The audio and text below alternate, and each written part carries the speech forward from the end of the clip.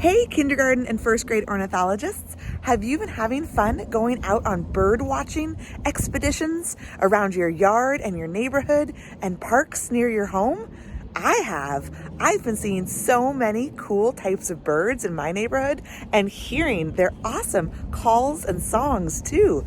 I've been using both my pairs of binoculars, this pair and this pair. And I've also been writing all of them down in my official Perkins Seattle Bird Tracker book so that I remember how many I see of each of the types so we can answer our final question. What is the most common bird in Seattle? And we'll also happen to answer which one's the least common, because whichever one gets the smallest number of counts will be the least common. So I'm going to send home in the newsletter a piece of paper that you can write down the total number of birds that you've seen. Today is the last day of this project, so you have time to go out for one more little bird watching expedition, or just do it right through your windows or in your yard, and then mark down your final tally marks on the types of birds that you see. Remember, don't make any up. Just do the ones you actually see. And then you're going to count all of the tally marks for each bird and write down the total number. So I'll show you how to do that now. The way that you're going to record the number of birds that you saw during this bird tracking project is going through your bird tracker page by page and looking at your tally marks and counting them up. If there are only a few of them, it's going to be fairly straightforward. For instance, if I don't even have a bundle of 5 tally marks yet, I can just count by ones, or use subitization, where you look at it and kind of know how many it is, if it's so few, to know how many it is. So in this case, for northern flicker, I have 1, 2, 3 times that I saw the northern flicker. And so in my bird tracker, I'm going to take a pencil or a pen and write a big number 3 right there. And I can even circle it to help my brain know that's my final total. If you have a few more marked down in tally marks, like I do for the robin, it would be a helpful thing to practice to try counting by 5s, since remember you were trying to bundle your tally marks by 5s. So in this case, I have 3 bundles of 5 and then 2 more 1s. So I can go 5, 10, 15, and then count on from 15, 16, 17. Those 2 1s, just add one more after 15 and then another one after 15. So 5, 10, 15, 16, 17. So I would write 17 and circle it right there. After you do that for all the birds in your bird tracker, you're going to get a sheet that looks like this. And this sheet has all of the birds that are in your bird tracker listed in the same order that they're in your bird tracker. And so after you write your numbers on your pages in your bird tracker, you can just go onto this sheet and write the number that you see. So for instance, for my northern flicker, I had 3 that I saw. So I can write a 3 in that box because it says northern flicker, has a little picture, and it says, how many did you see? And I saw 3. So I'm going to write 3 right there. Or for instance, the robin that you also saw me count up was 17. So for robin, I would write 17. So that's what you're going to do for your bird tracker final count. You're going to do that for all of the birds that are in your tracker. If you saw 0, what number do you think you'll write? 0. 0 is a number. It means no birds. So you're going to do that for all the birds in the bird tracker. But if you saw some birds that were not in the bird tracker and you and your family figured out what type they were, you're welcome to put those at the very bottom, because the very bottom says, did you see any other types of birds you would like to report? How many? The birds that are in the bird tracker are not the only birds that live in Seattle. They are some of the most common ones to see. That's why that I taught you about those ones and put those in your tracker. But if you saw other ones and you and your family figured out what types they were, I would be really interested to hear what you saw. So you can put those at the bottom if you would like to. And then you're going to, after you write all of your answers for all of the birds, you're going to put this onto your Seesaw account, or you can email it to me if that's easier for you. And then when you submit your answers to me through Seesaw or through email, I will do some big math and I will add all of those numbers together, and then I will report back to you what the conclusion of our experiment is. And remember, the word conclusion means the answer to the question that we set out to figure out in this experiment, which is, what is the most common bird in Seattle? And then we'll also happen to see what are some of the least common. I can't wait.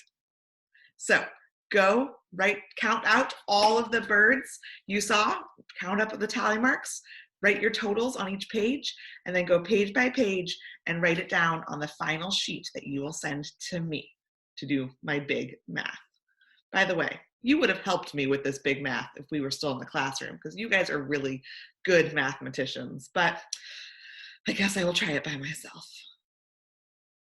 Now that you know how to count up all of the birds from your bird tracker and submit your experimental results to me so that I can add all of the numbers up from all of the kindergarten and first grade ornithologists at Perkins School to get final big numbers for every bird that we've seen in Seattle over the last few weeks, I want to share a few little video clips of the birds that I've been seeing on my bird watching expeditions near my house recently.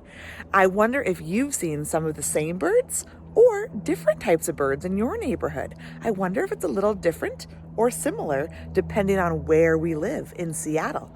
So I'm going to show you some of those fun clips, see if you can recognize some of the birds in the clips, and feel free if you want to share and send some of your clips or photos of birds you've been seeing to me. Although I did discover while I was trying to take these video clips for you, it is hard to get a bird to stay still for a video. They usually fly away. Imagine that. Just kidding. Of course they do. They're birds.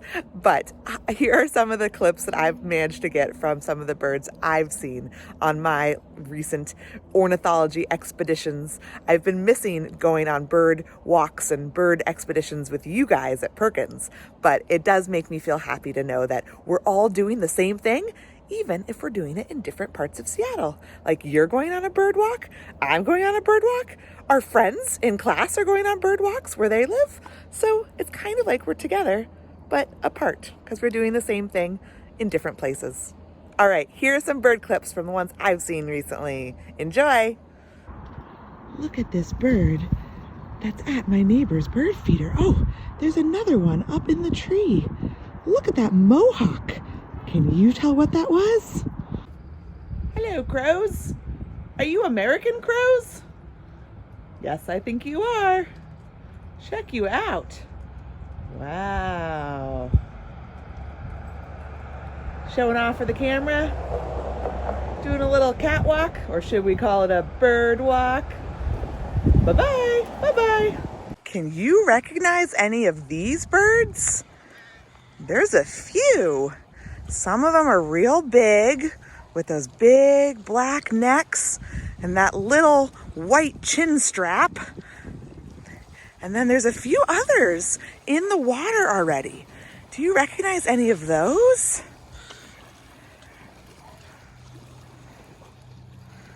Oh, and what's that black friend flying through? Lots of cool birds down here by the beach. See you later, Canada geese. See you later, mallard ducks. Ooh, and there's one more way out there, perched on a log. Can you recognize that one? Goodbye, bird friends. Who's that little bird sitting on my fence outside? It looks like it has a black cap on its head and a little white pizza slice marking on the side. It must be a little black-capped chickadee. How fun! Hello, little friend. Oh, look it. I think there's another one right over there. Hello. I wonder if they're friends or maybe they're mates. All right, see you later, little black-capped chickadees. I spot a little Junco sitting on the wire. You see its light creamy gray body and its big black hood on its head. Hello, Junco. Ooh, there's another one. Hello, other Junco.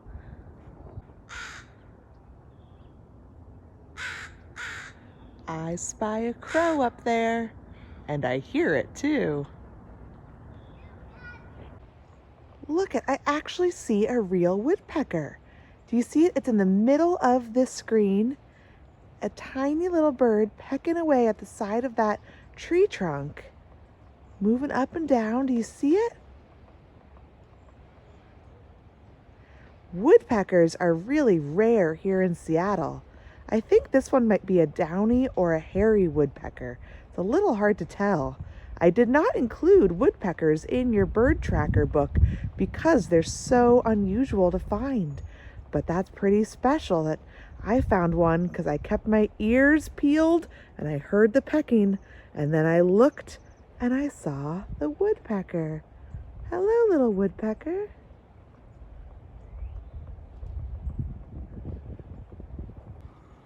And there's another crow, an American crow, just hanging out on a wire.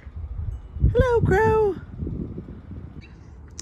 There's one robin in that tree. It's a little hard to see in this video, but has a big rusty orange breast and a yellow beak. And there's another one singing up on the tip of that branch on that tree. Do you see it? It's singing a song that I don't usually hear robins sing.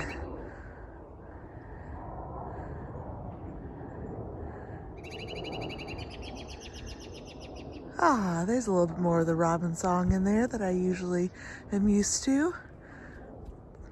Nice.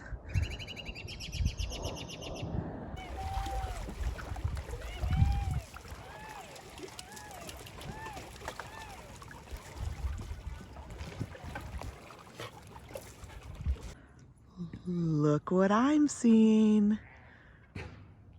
These crows are heading to their roosting spot for overnight. It's like a whole parade of them here as the sun sets. They'll meet up with more and more crows as they get further towards their roosting spot. But here at my house, in my neighborhood, there's quite a few of them heading that direction. Good night, crows. Have a nice crow meeting with all of your other friends and family. In case any of you caught that I was looking west before and figured out that these crows are flying south, I wanted to explain that I live in South Seattle. And so the crows that are in my neighborhood fly south every night because they have a different roosting location than the crows in the north. These crows roost in Renton, south of Seattle, but I think most of you guys live somewhere in North Seattle, so your crows would roost in Bothell. Now I'm looking east to that beautiful rising moon. I think it's either full tonight or almost full. Gorgeous, huh? I spy a little robin sitting on a branch. Do you see it? Look, there's another one at the top of the tree. I wonder if they're mates. Hello, robins. Wow, I think that's a juvenile bald eagle soaring above the lake. Goodbye, eagle. Oh, here's another shot of it. There's a robin redbreast up on that wire. It almost camouflaged with that orange house, but I spotted it. Can you see it? I see some mallard ducks. Looks like 3 females and a male all hanging out. there seems to be a rock pigeon on my next door neighbor's roof. Do you see it kind of waddling along? I can see the shape of it and tell it's a rock pigeon and see it bobbing its neck. And you can also, a little bit, I don't know if you can see it in the video too well, but has the iridescent kind of rainbowy feathers right at its neck and its breast. Hello there, rock pigeon. Did you come to star in this video right at the tip of that roof? Oh yes, yes you did. I can see that. Nice to meet you too, rock pigeon. Did you rock out today yet? It's important to rock out as a rock pigeon. Yep, I wish we could rock out together, but I think you would fly away if I tried to do that. All right, bye, rock pigeon. Have a fantastic day. Hello, crow. Nice to see you. You're looking mighty fine, American crow. Oh, see you later. I see a northern flicker at the very top of that telephone pole. Do you see the spotted feathers on the back? Ooh, it just shook them to show them off. I wonder if it's gonna start pounding.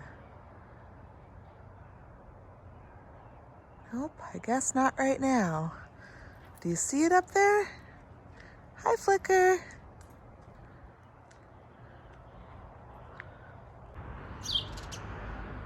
There's a little fluffy juvenile sparrow in there.